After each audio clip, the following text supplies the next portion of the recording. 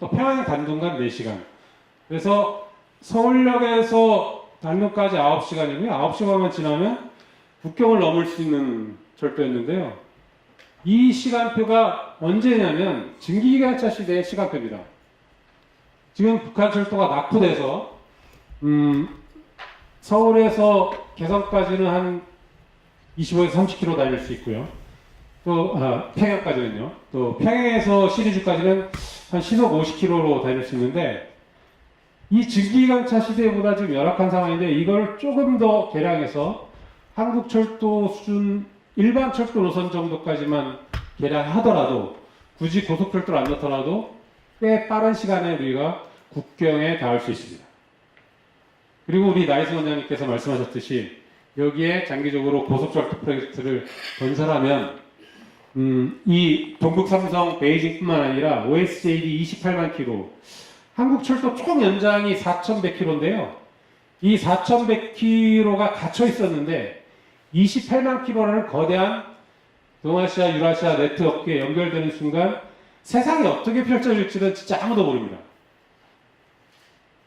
근데 문제는 이런 원대한 꿈이 있고 뭐 어디 방송에서 나오거나 아니면 뭐 다큐멘터리를 보거나 여러 가지 이 신문 기사를 봐도 굉장히 이 원대한 꿈에서 우리가 기차 타고 유럽 가자 막 이런 게 부풀어 있지만 저는 개인적으로 굉장히 참담합니다. 왜 참담하냐면 이런 유라시아 동북아 철도를 맞이하는 한국 철도의 현실을 보면 이거 너무 만신창이가 된 채로 우리가 그동안 방치한 철도를 놔두고 동북아의 어떤 미래 비전을 얘기하고 있는 꼴이다.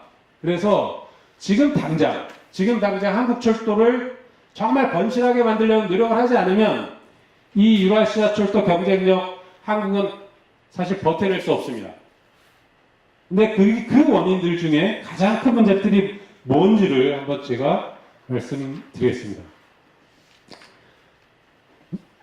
동아시아 철도 공동체 의미는 사실 뭐 여러 가지 말씀하십니다. 뭐 경제적으로 우리가 이익을 받는다, 뭐 거대한 일조 시장 열린다, 뭐 이런 것도 있지만 우리를 얽매였던 어떤 그 전쟁의 공포, 또 그 전쟁 때문에 정치적으로 이용당하고 뭐 여러 가지 문제점들 많이 있지 않습니까? 그런 것들을 비로소 해소하는 해소하는 평화 시대를 이제 여는 거다. 그 평화 시대를 여는 게 어떤 의미냐면 남북 신뢰 구축하려고 하면 동아시아 협력체가 만들어집니다.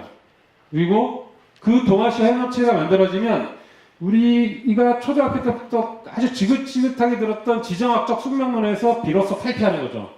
지정학적 숙명론이 아니라 이제 그 지정학적 위치 때문에 한반도의 가능성이 극대화되는 시점이 바로 이 철도 공유로 오는 건데요. 그래서 이 한반도는 강대국 대결 공간이 아니라 협력의 공간으로 탈바꿈한 아주 역사적 대전환기에 있는 것이죠. 그래서 다 얘기합니다. 문재인 대통령님도 얘기하고 김정은 위원장도 얘기하고 이제 철도로 여는 되돌릴 수 없는 평화의 공간을 한반도를 만들자. 되돌리지 말자. 계속 우리가 전진은 하는 듯 했지만 후퇴하고 이런 과정을 반복했는데요. 그래서 궁극적으로는 철의 실크로드를 완결하는 것은 평화와 협력의 바이러스를 유라시아 전체로 세계로 넓혀가는 거다. 그런 의미에서 올해 우리가 그 국제철도협력기구 OSJD의 순서상으로 마지막 발국이 됐습니다. 이것이 갖는 것은 좀 전에 얘기하셨던 28만 킬로라는 거대한 철도 네트워크에 드디어 섬을 극복하는 한국철도로 거듭난다는 것. 그래서 이 남북철도 연결 사업은 그러니까 동아시아 철도공실의 첫 단추고요. 또 북한철도 개량과 현대화, 고속철도 건설 추진은 유라시아 실크로드 한반도 노선 건설을 필수 사업이면서 또 중국, 러시아, 몽골 등 주변의 경제적, 정책적 협력 투자 및 지원은 한발 두발 대륙철도기를 여는 마중물이 될 것이다. 제가 이제 지지난주에 몽골철도 관계자를 만났는데 그분들은 빨리 남북철도와 연결돼서 몽골 고비 사막으로 부산에서 또는 광양에서 출발한 한국발 화물열차가 몽골 통과하기를 아주 간절히 고대했습니다. 뭐 저만 들은 게 아닙니다. 거기 주변에 있는 분들이 많이 들었는데 그만큼 한국철도가 빨리 남북철도 연결을 해서 아시아 대륙을 달려야 한다. 근데 그게 몽골만의 주장이 아닙니다. 몽골철도 관계자들의 바람만이 아니고 러시아, 중국도 마찬가지로 한국철도를 통해서 유라시아의 철원 실크로드 네트워크의 대변환을 기대하고 있습니다. 그래서 뭐 한국철도는 운행 기로라든지 뭐 역사라든지 현재 뭐 고속철도 연장이라든지 이런 것들을 비춰봤을 때 주변의 강대국, 일본이나 중국, 뭐 러시아 이런 나라들에게 비교했을 때는 굉장히 그 규모도 작고 어떤 면에서 협소한 건데 우리 또 그 철도기술연구원이 있습니다. 바이슨 원장님이 잘 키워낸 한국철도 기술이 있습니다. 그래서 이 기술력과 운영 노하우, 또 건설 능력 이런 걸로 강소철도국으로 발돋움할 수 있는 아주 중요한 전환기를 맞이하고 있다. 중국 철도 현대사 잠깐 보겠습니다. 네, 뭐 직원 수가 몇 만이죠? 200만이 넘습니다. 한국 2만 6천 명이고요. 뭐 영업거리는 30배고요. 이 매출액, 순익 이런 것들조차 한국과는 뭐 중국 철도에서 한국 철도 단일 국가망을 봤을 때는 중국의 한 성 정도의 철도만큼이 안 되는 거죠. 근데 이 작은 철도망이 갖고 있는 시너지, 에너지는 사실 굉장히 큽니다. 중국 철도 현황을 볼까요? 네, 중국 철도공사, 그러니까 중국은 아주 오래전부터 1대1로 사업을 했는데 그 1대1로 사업의 핵심은 철도망이었습니다. 왜? 중국이 아시아, 유라시아의 아주 중요한 국가로서 또 G2로서의 자기 역할을 다하려면 물류 네트워크, 또 인적 네트워크를 장악할 수 있는 철도를 통해서 아시아를 연결해야 된다. 이런 측면에서 가장 핵심적으로 투자한 게 바로 철도입니다. 중국 고속철도는 불과 뭐 한 10년 전만 해도 세계적으로 별로 의미가 없는 뭐 망이고 기술력이었는데 이제는 전 세계에서 다 알고 있습니다. 중국의 철도 기술력 만만히 볼 수 없고 또 고속철도 연장 이미 세계 최고고요. 근데 그런 중국의 힘이 어디서 나왔냐? 바로 통합 시스템입니다. 중국의 차량 기술 능력도 굉장히 뛰어난데 우리가 이제 중국 여행 가면 과거에 생각때 아주 낙후된 중국 열차 이거 너무 후진국이다 이렇게 경험하시고 보셨던 분들 있는데 지금 중국 가서 고속열차 타보십시오. 순식간에 300km 나오고요. 시설 굉장히 좋습니다. 뭐 여러모로 발전해 있는데 근데 그런 중국의 고속열차를 제작하는 그 기술 집단이 중국 중차가 세계 최고의 철도 차량 제작 업체고요. 점유율 1위입니다. 과거에 뭐 세계 유력한 지멘스, 알스톤, 본바르디아 다 추월했습니다. 근데 그렇게 추월했던 이유가 분산되어 있는 철도 차량 제작소들을 다 합쳤습니다. 차량 제작 기술, 그 다음에 고속철도 건설 능력, 운영 노하우 이런 것들을 다 합한 통합의 에너지가 중국 1대1로의 가장 핵심적인 키워드다.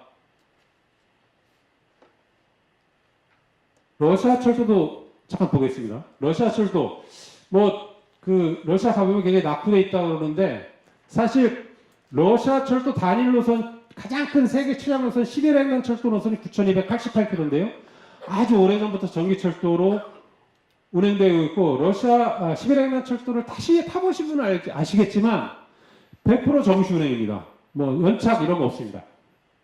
그런 9,288km의 횡단철도 노선망을 안정적으로 유지하고 또 운영한다는 것은 굉장한 노하우가 있다는 걸 증명하는 건데 또 모스크바 가면 삽산이라고 고속열차가 아주 신속하고 빠르게 운영되고 있습니다. 뭐 여기 철도 계신 분들도 많이 아시겠지만 이판기 옆구리에서 차량 조사하는 그런 기관차에도 이미 컴퓨터 시스템이 다 돼 있습니다. 한국보다 훨씬 뛰어난 시스템을 갖고 있기도 한 나라고요. 그리고 여기 지원수 이 구조조정했습니다. 사람 많다고 95만입니다. 한국이 36배고요. 엄청납니다. 그리고 러시아 철도는 화물 운송 위주이기 때문에 화물에서의 어떤 흑자를 여객의 적자, 한국과 반대죠. 이런 거대한 철도망을 갖고 있는 러시아, 중국과 대한민국이 이제 철도가 나란히 경쟁을 해야 되는데 그 경쟁을 해야 되는 한국철도 현 주소가 어떠냐면 이건 시장에서 넘어가겠습니다. 그동안 그러니까 우리는 과거에 대륙을 꿈꾸지 못했습니다. 그냥 섬에 갇혀 있었죠. 그 안에서 아우다 한 건데 그러다 보니까 철도는 적자고 이 적자를 어떻게 극복해야 되는지에 대해서 진단을 아주 자기적으로 내려서 예, 대륙의 꿈을 거세가고 경쟁체 세월 속에서 그냥 세월을 낭비했습니다. 그래서 신자 위주로 취한된 과거 철도 정책이 한국 철도 문제 아주 심각하게 왜곡했습니다. 뭐 그러죠. 뭐 120년 독점 체제. 한국 철도가 그렇게 120년 독점의 단 열매를 빤 철도가 아니거든요. 그래서 그러다 보니까 한국 철도는 효율화는 대한철도 민영화가 제한됐고 또 이런 이걸 제한되다 보니까 경쟁 체제 구현함에 매진해서 아주 심각하게 한국 철도 전체의 발전 전망 없이 어떻게 하면 효율화 시킬 거면 매달린 결과 예, 철도 수송 분담률이 저하되고요. 철도 분담률이 저하되면 경영 악화는 당연하죠. 또 이러다 보니까 철도 투자 부실이 악순환되고 그러면 다시 철도 수송 분담이 떨어지는 겁니다. 이런 악순환과 지난 10년 코레일 두드리기 결과 SR이 출범했는데요. 이건 이제 한국 철도의 부실을 아주 구조적으로 고착화, 그러니까 이걸 극복할 수 있는 방법을 아주 막아버린